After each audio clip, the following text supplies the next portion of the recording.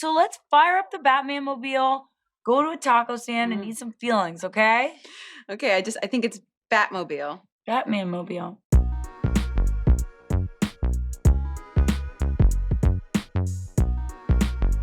All right, thank you for listening to the review episode of Waiting in the Sky with TJ Starman for The Batman. So, I just want to preface before I get into everything, on the most recent full episode of the show, I did sit down with my buddy Isaac and we played what I called Build a Batman. So, if you have not checked out that segment on the most recent episode, I highly encourage it. It was a lot of fun to get into that. Basically, Isaac and I sat down and we looked at what traits make up Batman, what makes him so iconic, and we decided we wanted to use those traits to create our own Batman, but we had to pull them from existing cinematic portrayals. So we're talking the Michael Keaton, Val Kilmer, George Clooney, Christian Bale, Ben Affleck, all of them. We put them all on the table and we chose those aspects of Batman to create our own. And I say that it's definitely beneficial to listen to that segment because I want to kind of look at this review through that lens as well. So I will get into kind of those specific Batman traits and how they're portrayed in this movie as well. But before I get into all of that, I do want to give a general non spoiler take on the movie. So if you have not seen it yet, and you just kind of want a primer, if you want to kind of get a general vibe for what you're going into, or maybe you're on the fence, I'm going to give you that take first before getting full spoilery. So, non spoiler take, it's really just a fresh take on Batman movies in general. And I really dig the direction that Matt Reeves took here. It's very dark, it's gritty, it feels like a place that it's over the top for sure. Like I would have a hard time calling it realistic per se. Um, but you feel immersed in this environment where crime is running rampant and it's obvious that so many people are out for themselves, and it's really Batman to a T. It's Gotham City and its essence. It's how it's been depicted in the comics. It's been depicted this way in other movie universes as well, and in animated features as well. So it feels very immersive, and so the darkness of it, the just kind of grimy nature of everything is obvious from the beginning, and it's consistent throughout the movie, which just adds to kind of this overall tense feeling right away. And you're thrown into this where Batman is young and inexperienced. And that I think is really what's unique about this. He is in his second year as a vigilante, and so he is not infallible like we've seen him in the past. He makes mistakes, and he'll take punches, he will make the wrong move, and that's not something we typically see in a lot of these Batman movies. We're used to kind of seeing this perfect Batman who always has a plan, who always has the strategy, and he's always one step ahead.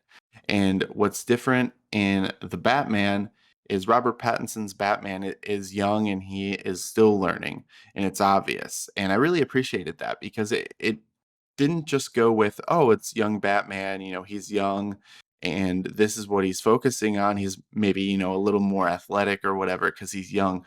No, they're also tied into the story and the kind of the progression and evolution of the character as well. At this stage in his Batman career, so to speak, he's not going to know exactly how to do everything. And so that was definitely a strong point for this movie.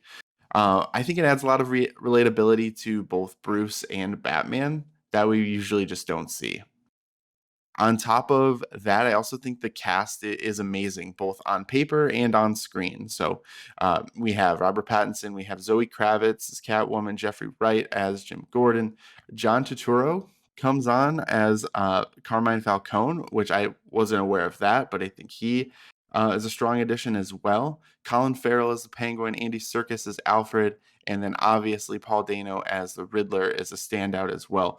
I think it's obvious they're all very fully invested into these roles. So there was some buy-in from that cast to really make these characters their own, but also a strong emphasis, whether it was in writing or whether it's the actors themselves, was in bringing some iconic traits to these characters. So overall, the movie does run a little long, I would say. And so if they were able to make some of those decisions to kind of cut it down, it would be a tighter experience and would just be a little bit easier for audiences to enjoy.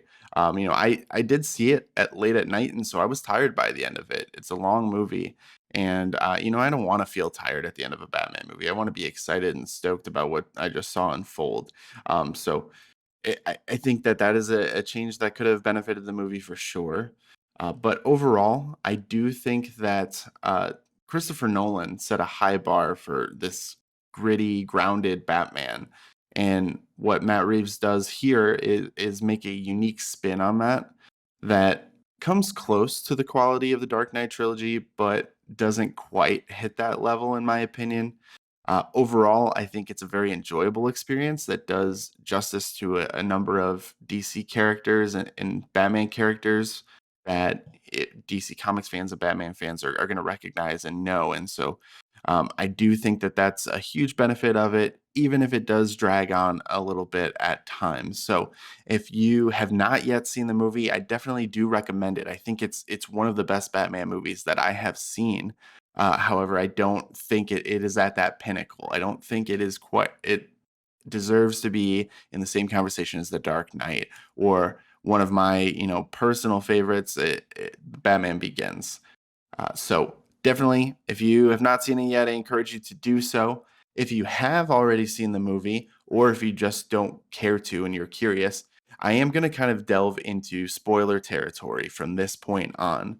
So if you care about spoilers, now's the time to tune out. Please do come back in once you've caught the movie and hear the rest of my thoughts and kind of see if you are feeling the same way about it. But without further ado, I'm going to jump into the story.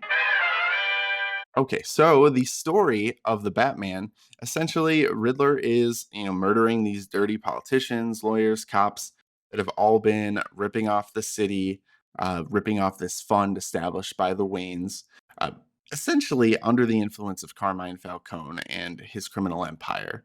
And so Batman, as this vigilante in Gotham City, needs to piece together the clues that the Riddler is leaving behind, specifically for him in order to find out what is happening, try and track down the next potential victim, and stop Riddler from, killing people, obviously. So he is working with Jim Gordon throughout here. And as more deaths happen, you start to piece together more and more of the story. And so the connection to the Wayne family is revealed.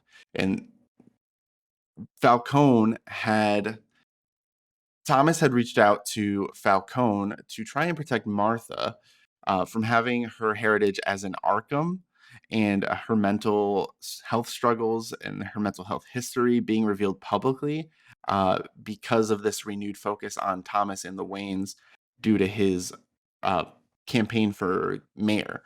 And so, because of that, the Waynes got kind of hooked up in all of this as well. And so Riddler is targeting not only the corrupt mayor, the DA, cops, but also wants to target Bruce Wayne as the kind of representative of the Wayne family here, as a group that Riddler sees being actively involved in this scam as well. And so essentially, Batman's trying to bring in Falcone while Catwoman, who has been searching for revenge for her murdered friend this entire time, and not to mention her dead mother, wants to kill her father, who is Falcone. So that creates a little bit of tension there. Riddler ends up killing Falcone after Batman captures him, and eventually Batman finds him, and he's thrown into Arkham, and his plot unravels, and he loses it and has to find some solace in a friendly neighbor in Arkham. So that's essentially the very condensed story. But obviously, if you've seen the movie, you know all of the beats at this point. I want to dive into the comparison to the Build a Batman activity that I did with Isaac in the last episode. So I want to break down Robert Pattinson's Batman in all of these traits that we discussed on that episode. So the first is Bruce Wayne. Now, this Bruce is fully invested in the Batman side of his life, and this is, I think, a unique view that maybe only the Affleck version is the closest to, where he is a recluse, and he's not necessarily the playboy that is off running around in these nice suits at galas or creating a scene at a nice restaurant. No, and so that version of Bruce Wayne that we've usually have associated with is not here. He's young and he's very obviously still dealing with the trauma of his parents' loss, and to the point where he has near literally become vengeance itself. And so that's the kind of repeated line throughout the movie is Batman is known as vengeance. I'm vengeance, and then there's the callback throughout with Catwoman calling him it and all of that. And so that Bruce Wayne, I think it has that unique aspect to him. The costume is the second element here. So the costume, I really like this bat suit for the most part. It looks like armor that is fairly practical and it just has a cool, grounded look to it. It's a great way to approach it, much like Nolan did with the Dark Knight trilogy, but even more so kind of dark and ominous look to it. And so it's kind of a cross between when I first saw it on screen, I was thinking like Batman Year One, just the design of the cowl with like kind of the higher uh, pointy bits. I don't know if they're supposed to be ears or horns or the pointy bits are a little bit longer, and so that kind of reminded me of that Batman Year One design. And then also Injustice, the video games. I think there's a high collar to this bat suit as well, and that armored look is something that they do in those Injustice games. So I think that's kind of the best way I could describe it from my experience is kind of an amalgamation of those two. But it works for me. I think it's really cool. For detective skills, I think this is the most obvious use of detective work in a Batman movie. And it's the way that the movie is set up, where it is a detective working against a serial killer, and he is solving riddles and works with Gordon as a partner, essentially, to piece together clues throughout the movie. He's shown to be very proficient, at or above a trained detective like Gordon, even though he's still starting out. So I think this is cool because it still shows him being a very good detective, even though he's young. And so the expectation is as he continues to gain more experience, he's going to get better at this and he's going to truly become the world's greatest detective. And I think that was a cool way to go about this. I think it shows that potential that he has to be great without kind of, making him OP right off the bat in terms of detective abilities, which we have seen in other movies. Physicality is the next element. I think that there is definitely a lot of physicality to this version of Batman. We see him exerting himself in fights, but he's still able to take on crowds of thugs, and the violence of the movie in general really helps add to this aspect of the character. So despite Bruce Wayne not having much of like a physical presence, he's kind of slouching. He's just kind of worn out. He's not that, like I said, he's not that confident playboy out there. He is dealing with likely depression and PTSD, and so he doesn't have that like physical presence to him. However, Batman stands out as having this very intimidating presence, this aura of potential violence and threatening, um just the threatening aura to him as well. And so there is a great deal of physicality to this version of Batman for sure. The gadgets, I think, is another way that this movie shines in relation to the build of Batman. Um, there's a diverse collection of gadgets shown here. So there's the contact lens camera comes up early, and then it's used a few times, which is really cool. Batman has like a stun gun built into his suit, so like he punching and then stun gunning people in the neck. Very cool. The grappling hook is used both as like a weapon and obviously to climb up buildings. The suit is able to become a gliding suit, which is awesome. Even though Batman doesn't entirely know how to use it and he wipes out, But again, another cool way that they show the inexperience of Batman here. He's got this magnetic rappel cable that allowed him to run down a building, which was pretty awesome. Like he's these timed explosives that are small enough that he can keep with him. This I don't know what to describe it other than aggro juice is used at the end of the movie, where he's basically wiped out and then just injects this stuff into him, and he is going crazy. That's another really cool thing that he had. And then they kind of just like sneak it in there at the end, but the bat symbol on his suit is, I guess, a batarang, or maybe it's just a knife. Like it has a sharp edge because he does use it to cut a cable at the end. So really, I think this movie does a good job of balancing Batman and his array of gadgets that we have seen even in cartoons and comics, with real world technology, and so gives it that spin that really works well. And I think that's something that it does probably about as well as the Dark Knight trilogy does here. The Batmobile. It's like a essentially this version of the Batmobile. It's like a cross between a Lamborghini and a dune buggy. Uh, but it's shown to be surprisingly durable. Like it doesn't look like it would be that durable because of the way that it's constructed. Like it looks like it would kind of fall apart sometime. But I don't know. It looks like it's more geared towards speed compared to other versions, as opposed to durability. And it really just doesn't have a lot of tools and weapons at its disposal, which is something that you kind of expect from Batman. Like Batman has essentially a James Bond vehicle in the Batmobile that can, shoot out oil slicks and whatever. Like it can go super cartoony, or it can be more, weaponistic and militaristic. And they didn't do that. And I think that was intentional, obviously. And I think that there's maybe a way they could have done some more of that without going over the top. I wasn't the biggest fan of this Batmobile in general, but it was interesting. The voice, Batman's voice. So Pattinson, it works. I think it works is the best way I could describe this one. There is just a subtle difference between the Bruce voice and the Batman voice. Really, just the Batman voice is a little more gravelly, but not near to the extent of like Christian Bale. So it's more in line with like Keaton's version of the Batman voice, but it's also got just kind of like this more soft spoken tone to it. Like I think that this Batman is essentially emo Batman.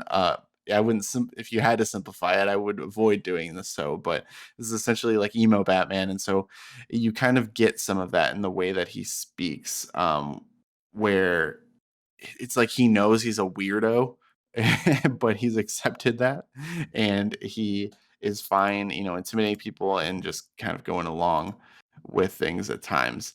The villain, I think this is a strong point for this movie because of how just scary the Riddler is. Like he's the big bad throughout.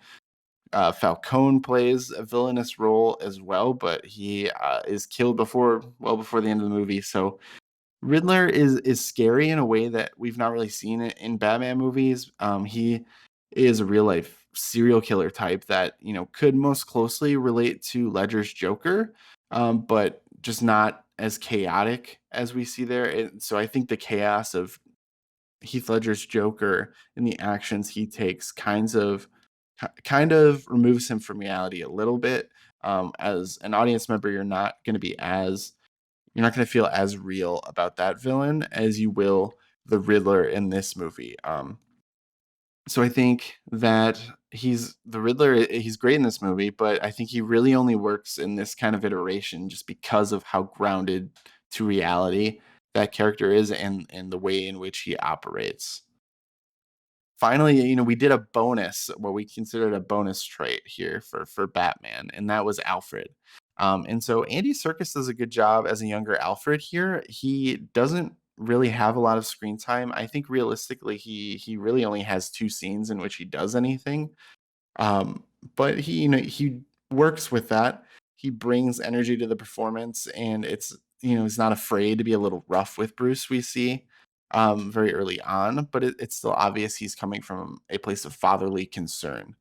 So we also see Bruce push back early in the movie. He literally says, "You're not my father, Alfred." Like, a little on the nose. I wasn't the biggest fan of that line, but like I get they're trying to show that he's still dealing with the trauma of losing his parents. Like this is still something that's haunting him daily. And so even Alfred, who is his caretaker, he's essentially his adopted father, he is going to push back at him because he's still not dealt with that fully. But ultimately we see after Alfred is injured by the Riddler's C4 trap that the connection between them really is that of a father and son in the hospital room there. And so Alfred, I think, works. It's hard to truly speak to the character in this iteration because we don't see a whole lot of him. I would have liked to see more. So that's kind of the breakdown of those Build a Batman traits in relation to Robert Pattinson's The Batman. I want to kind of just touch on the characters in general, and because I think characters in this movie are a standout for sure. Because there's a lot of them. There's a lot of recognizable characters from the DC comics, the Batman comics. So Batman himself, I think they definitely took the detective approach versus Riddler. I got strong Zodiac vibes. I think Richard mentioned to me that radio producer Richard mentioned to me that Paul Dano had cited the Zodiac Killer as an inspiration for his Riddler, and that I think shines through. It's very obvious from the beginning that that is kind of the vibe he was going for. But I would also say the movie Zodiac also seems to be an inspiration to this movie as a whole, with the way that it is pitting this killer who is leaving these breadcrumbs behind for the detectives. And so the way that it kind of splits time between what's happening there in this plot and the new information that they're getting, they're at the crime scenes, they're picking up clues, they're trying to piece it together any way they can. I think that was the approach that they took to Batman here, and he's essentially partners with Gordon in this. He's at every crime scene, and so they work together well, like you would see, a couple of detectives working together. That was a really cool way of building that relationship between them. And I think I already mentioned it a few times, but the unique spin that they had on Batman here is that he's only been doing this for a couple of years. So he does show inexperience when he lets guys get the better of him when he's ganged up on. He'll get beat up a little bit. He'll take some hard hits. He falls when he's gliding and trying to escape. The Batmobile, I think the Batmobile misfires when it's first introduced. That introduction scene is super cool, where you just see it appear, but I think it misfires. I don't know if he was trying to just intimidate Penguin or what. But that, I thought, was another piece of evidence that this is kind of not something that he has down entirely yet, which I think is what makes this Batman unique, and what makes it a little more enjoyable to watch. I kind of touched on Alfred as much as I could, really, in that last portion of the review. Alfred, though, really comes across as the father figure, the caretaker version of Alfred. When I was having that conversation with Isaac in the last episode, we talked about how there are kind of different elements of the character that have shown through in the movies. How we've seen that father figure, caretaker, in like the Michael Goff version. We have seen like the moral compass version is how we described Michael Caine's version in the Dark Knight trilogy. And then there's also like the supporting, builder that Jeremy Irons has shown in the Snyderverse. So this Alfred, while I do think he has like some of the energy that comes from like the Jeremy Irons performance, he is still firmly like a father figure caretaker. So somewhere, some type of combination of Michael Goff and Jeremy Irons perhaps is this version of Alfred. The Riddler, he's very interesting. He's creepy, very creepy from the beginning. This costume is super creepy and off-putting. I don't like it when they show these close-ups of the camera, and uh, not a big fan of all of that, but they really also frame him as a rival to Batman. And this is something I know that they've done in other mediums as well. Most people think of Joker as that opposite of Batman.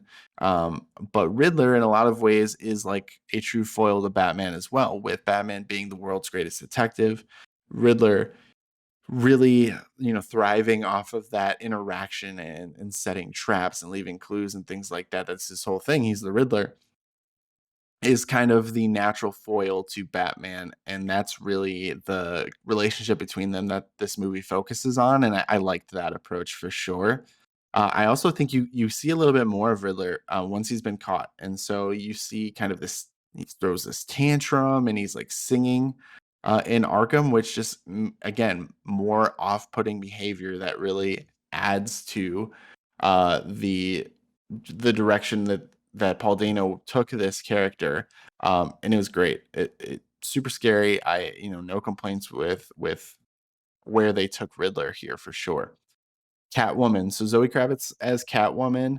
I think you get some of these iconic traits. So she's Catwoman. She plays along, but she has her own agenda. She doesn't have this sense of responsibility to the city that Bruce has, and you see them kind of butt heads over that a couple of times, where Bruce is showing his loyalty and his sense of responsibility to the city, and she's like, "You don't have to do that. You can kill people if it's going to make the world a better place, if they deserve it. And you don't have to stick around here. You can go do whatever, and I'm going to leave." And Batman's like, "I can't do that." But Catwoman is not as invested into Gotham, and other people in general as Batman is, which is the kind of key distinction there. But she does a good job with Zoe does a good job with it. Catwoman is seductive and just kind of cool. She fights in a very like the Matrix Trinity esque like way. Like she uses a lot of kicks. There's a lot of momentum into her fighting style, which I think is really cool when you can get kind of those realistic ways that a smaller person can take on larger people, because Catwoman will go toe to toe with some of these thugs. And Zoe Kravitz is not necessarily have the greatest physical stature. So for them to show realistic ways for her to actually fight and beat people up was really cool. I like that they did that. And then obviously the biggest take that this movie had with Catwoman is making her Falcone's daughter and having that twist out there.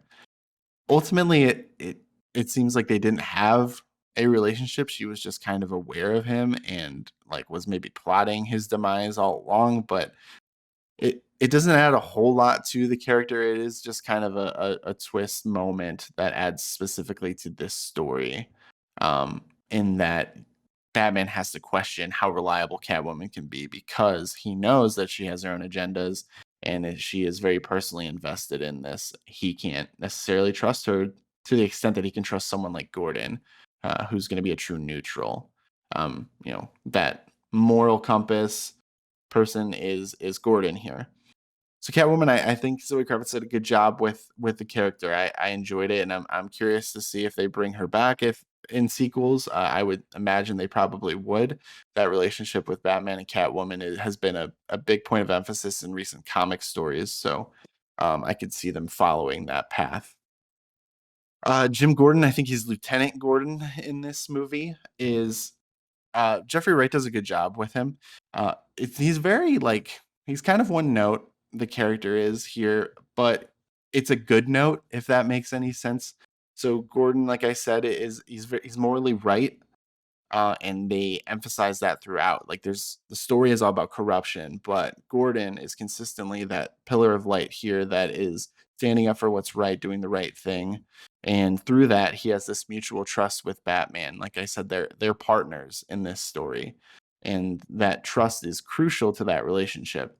So I think that Jeffrey Wright does a good job portraying that. There's also one scene I think that really showed to me that Gordon is heroic as well, and which he jumps out to protect the newly elected mayor when when they're being attacked. So Gordon, I think that this is a really cool interpretation of the character. I liked it a lot. I'd be excited to see more of him, especially in more of like a leadership role as Commissioner Gordon. Would be interesting to see. Penguin is portrayed by Colin Farrell here, and that was an interesting, casting for sure. He's got obviously the prosthetics on him to better fit what we know of the character, and I think he does a good job of kind of hitting at some of these key character traits. And that Penguin is, he's funny. He has a lot of the funny lines in this movie, through just kind of having an attitude. Like it struck me as kind of a Northeast, attitude, and he's bitey with his comments, and sometimes is making jokes throughout that with that, and also they really hammer home this point that Penguin is opportunistic.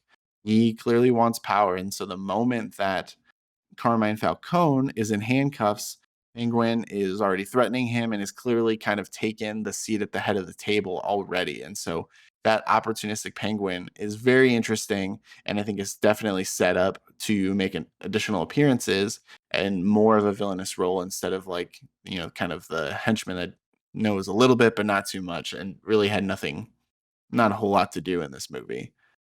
Falcone, John Turturro as Carmine Falcone was very interesting. Like I mentioned before, I wasn't aware that he was playing this character, but I like it. I thought he did a good job. I think his performance, the best way I could describe it, is Pacino-like, um, in that late Pacino, not over the top, whatever, but like more reserved, like with his comments and kind of. I don't know if that was an inspiration, maybe some of like the Godfather.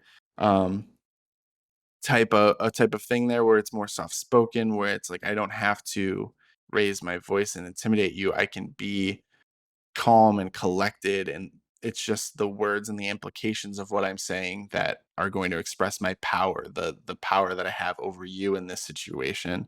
But that's what I got from Falcone, and I thought it really worked. I thought it worked really well, and I was glad to see this kind of secondary character, but still well known to Batman fans, get that kind of attention. And so those were the main DC Comics characters that made appearances here, and I thought that overall, really really good job. Like I said, the cast is amazing. I think they did a great job with casting for these parts. I'm gonna wrap up with just some of my some other takeaways and kind of standout moments from the movie as well. So the humor, there is just really this strange, kind of awkward kind of humor throughout that I don't know that it works all the time. Sometimes it works.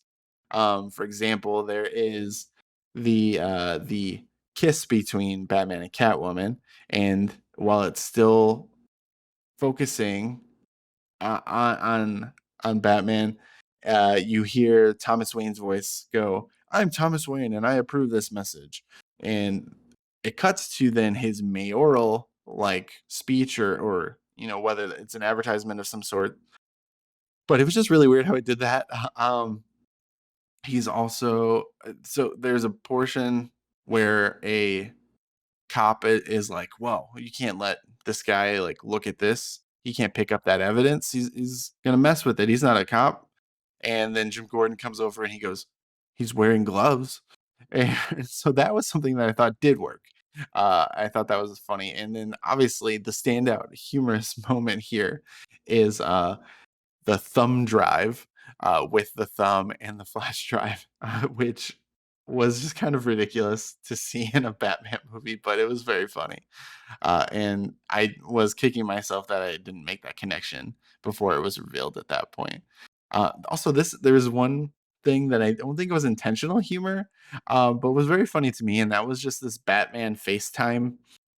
So obviously, this is trying to be set in like a modern, realistic, somewhat realistic world, and so smartphones have FaceTime video chat functions, and so that's what Riddler is using to communicate. But it's just so strange to see Batman's face on the little mini screen that shows what your camera's doing, with the Riddler. Like, it's Batman FaceTime, and I thought that was hilarious. Whether that is supposed to be funny or not, it probably isn't supposed to be. Uh, it was funny every time I saw it. I couldn't help it. Some other takeaways, I thought it was cool that this movie started on Halloween. I love Halloween. Spooky season is the best season. So having that as a tone setter right off the bat, like I think even a cop goes up to him and is like, "Well, this is your yeah, this is your favorite day of the year, isn't it? I thought was a great touch to kind of just like, it's a small thing, but putting this story in that same timeline was interesting and added a little bit to it as well. So it was a nice touch. The bat signal inspiring fear as kind of the opening to the movie. I loved this. The bat signal is not like the most realistic aspect of the character, but it's so iconic. So being able to have that as still part of this movie and to use it so well. I mean, they show the different crimes being committed, all these criminals, and you are expecting Batman to be at every single one of these because they are all getting nervous and they're turning around, and then finally he does show up and he, kicks some ass. And it's really cool. So I think the bat signal thing that they start off with was awesome. Uh, I also, has it ever worked out well for a criminal to walk up to a superhero and say, "Who the hell are you supposed to be?" I don't think that's ever worked out well, but it still happens all the time.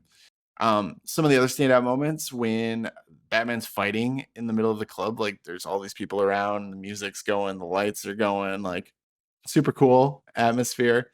Um, in general, the movie it has just this very mature tone to it that I appreciated. It's not rated R, but I think it still managed to convey this, sense of danger, violence, all of these types of more mature tones and elements, themes. Um, are incorporated well. There's a couple of like really cool iconic shots as well that I noticed. I made note of here. There's the upside down shot in the rain with the fire as Batman's walking towards Penguin's crashed car, and they show it a few different angles, and then at the end he's kind of poking his head in. So I thought that was really cool. There is also like the imagery of Batman. He's leading all these people that he's rescued during this flood, and he's leading them with a flare. The imagery of that I thought was super cool as well. With like it's kind of carrying a torch and leading all these people. Very cool shot to have included as well. There's a cool callback of Batman entering the Iceberg Lounge and Bruce Wayne entering the Iceberg Lounge with one of the twins opening the door, and he goes, "Do you know who I am?" So he says that as Batman. He also says it as Bruce Wayne. Gets very different reactions both times. That was really cool to see. There was this weird thing, the rat with wings that they're trying to track down, and it's just kind of interesting that they're like, "Oh, well, it's Penguin, obviously. Like he's penguins have wings," and then it's like, "Oh, well, a bat is a rat with wings too." Oh, well, there's Falcone, a falcon has wings. Like that was a weird thing. I don't know that was necessarily a positive standout, but it did stand out. There's also, I mentioned the imagery of Batman leading with that flare when he's saving people. One thing I really liked was that the little kid that Batman keeps connecting with, that he keeps seeing himself in that he lost his father, he's the first one to trust Batman when he's helping them out of the rubble. So that was another really cool touch. The last thing is obviously so Barry Keegan. I'm not sure if that's how you pronounce his last name because he's Irish, but Barry Keegan, most recently in Eternals, as the Joker in the end, presumably as the Joker. I guess it wasn't made explicitly clear, but it was about as explicit as you can get. What with his laughing and everything. Um, this has been rumored for a while, so it wasn't a surprise. And it was interesting. I wasn't sure if they were going to go with the Joker because the Joker is it's kind of played out at this point. So I think it was good that they didn't do too much of him and they just kind of teased him at the end. But I think that's a lot of there's a lot of potential there in that future performance. So I will be excited to see what he can do with the character and what is going to be unique about this interpretation of Joker for sure. So those are my overall thoughts, both non-spoiler and spoilery for the Batman. Overall, I thought this was really enjoyable experience, like I said earlier. However, I just don't think it quite meets that upper echelon of Batman. It's one of the best Batman movies, but it's not at the very top. So I would give the Batman, I would give the 3.5 out of 5 stars is probably where I would land with this one. Still very good, but not something it's gonna be a yearly watch for me or anything like that. But as a Batman fan, I thought it did the characters justice, and I am excited to see sequels for sure. I'm sure there will be. Obviously, they teased both the Joker and they teased the Riddler returning. I think they set up the Penguin well to make a return appearance, and all of the characters. This very much kind of felt like a tone setting film. So I think that it kind of laid the foundation of what a universe centered around this version of Batman could look like. And I would expect to see some more entries into that universe for sure. So thank you so much for listening to this review episode of Waiting in the Sky with TJ Starman. If you've not yet seen The Batman, please see it. I enjoyed it. I think you will enjoy it as well. If you're not following the show on social media, please do so. We are at In the Sky Pod across all social media platforms. You can also follow me at TJ Starman. We just had episode 202 of the show go up this past Thursday, where I not only talk about Build a Batman with Isaac, but also talk about the Chicago Bears draft prospects as the NFL Draft Combine is ongoing. So if you have any interest in the Chicago Bears or in Batman, highly recommend checking out that episode. I am particularly proud of that conversation with Windy City Gridiron's Jacob Infante. But until the next episode, I'm going to be heading out. Thank you so much for listening. Take care. Batmobile. That's what I said, Batman-mobile. You're putting the man. There's no man. It's just Batmobile. Batman-mobile. Batmobile. Drop the man. Batman-mobile. Batmobile. Batman-mobile.